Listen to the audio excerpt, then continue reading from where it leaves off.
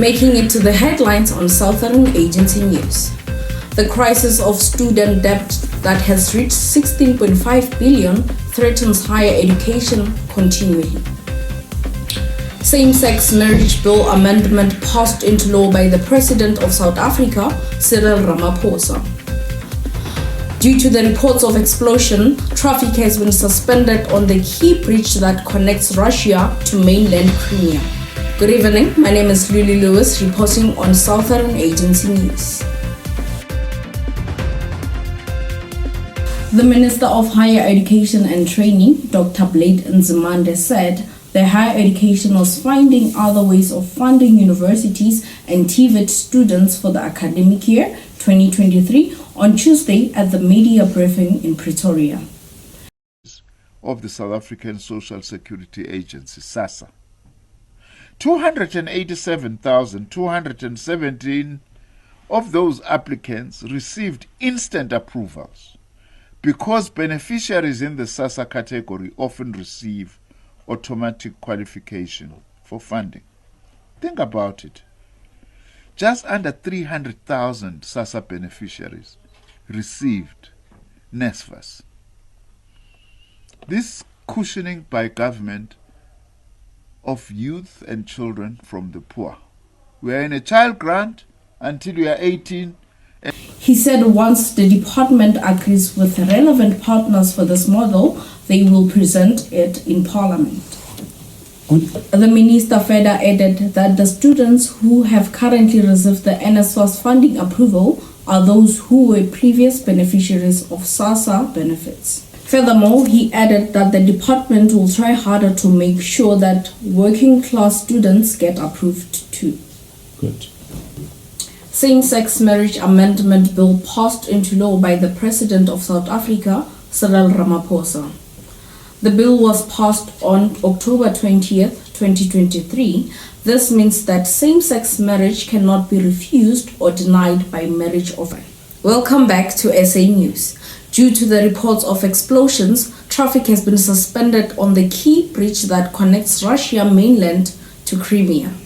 As the conflict continues, Russia has installed authorities in the Crimean Peninsula on Sunday following the shooting down of a cruise missile near the city of Kerch, causing a brief suspense of traffic on the Kerch bridge that links the annexed territory to Russia.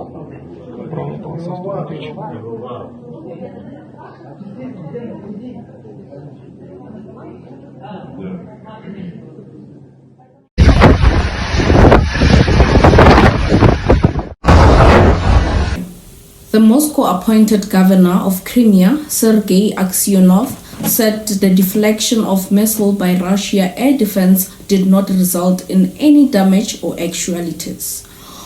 Although it has been reported that the missile damaged roofs of several buildings in the nearby Russia region of Ruskov, said the governor. Presumably, the war between Russia and Ukraine is affecting the world at large. President Cyril Ramaphosa casted his own share of peacemaking contributions, considering that South Africa is leading the 2023 BRICS Summit.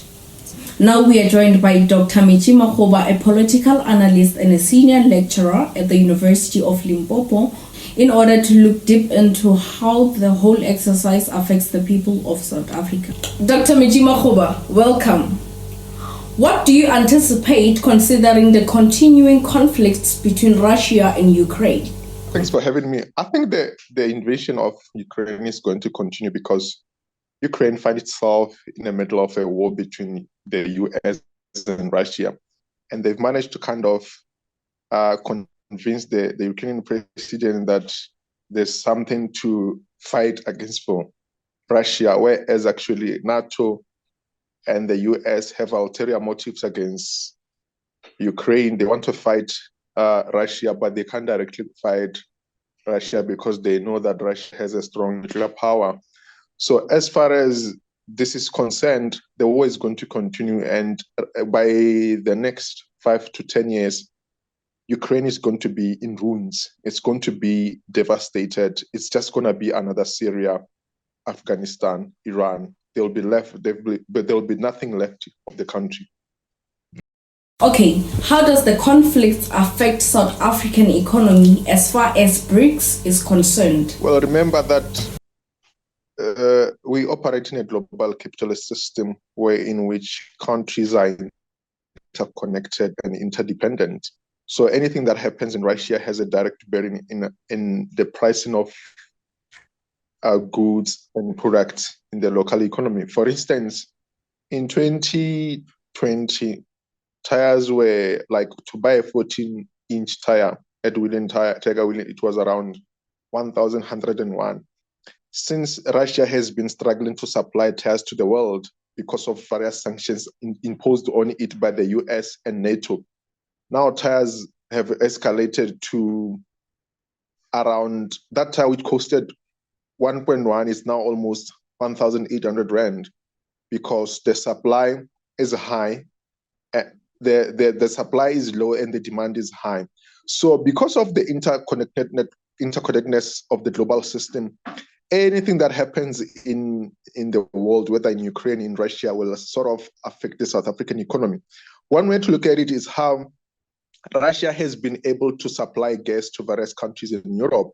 And the moment those countries have to source new sources of gas, it means they'll have to pay more money. And if we had some sort of trade relationship with them, they will increase their tariffs and prices because of how the cost of productions have gone high. So basically, the war, what it has done to South Africa was to increase the cost of production for the type of products that we import to our country.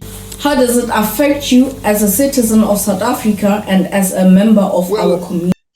Because everybody else, because of the nation state or the nation state, and us being the citizen of South Africa, which is part of the global capital system, we had trade relations with Ukraine. And after the war, Ukraine has not been able to provide us with wheat, which basically means that we have to find other alternative ways of getting wheat, which means it will actually disrupt our trade relations. And as a citizen, obviously, because the cost of production have gone high because of the war, it means that when we go to the shops to buy, the prices will actually be high. Why? Because companies will be trying to salvage the cost of production.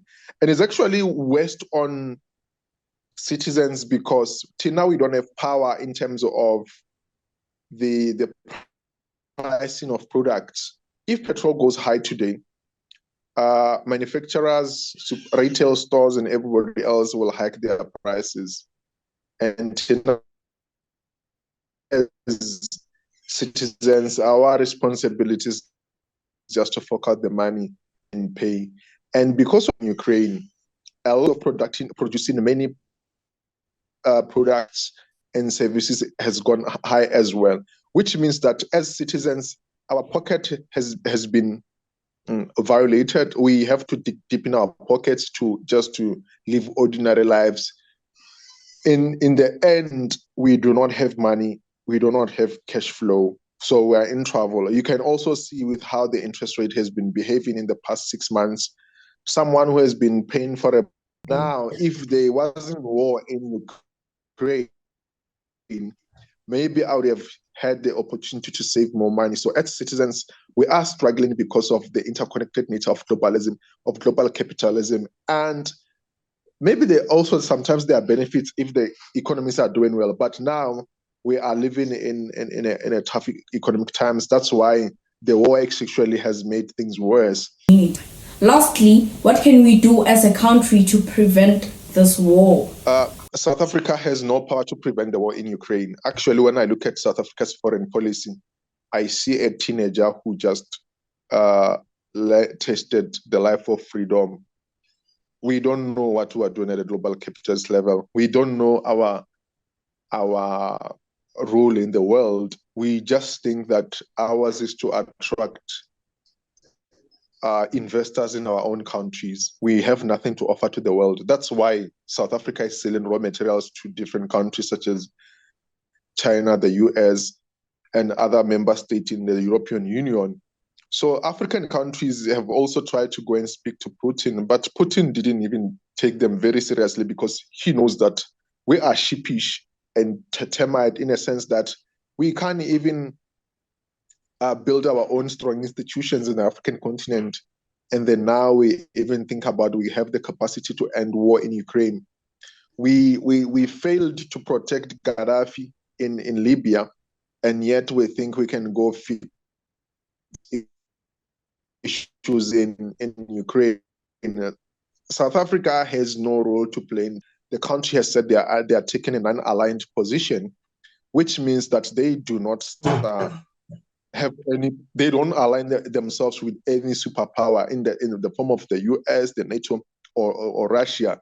Remember that there's been a diplomatic standoff between the U.S. and South Africa because the U.S. wanted South Africa to denounce Russia and Putin, and South Africa said they are non-aligned. They want peace, but they are not taking any position. And it doesn't really matter because we don't have any power. Even if we had taken sides with the US, it wasn't going to give us any good outcome because Russia was now going to say we have declared war on Russia because we are against the Russian mission in Ukraine. And I think the position that they've taken is quite safer because South Africa is in a polygamous, abusive marriage with the US and Russia.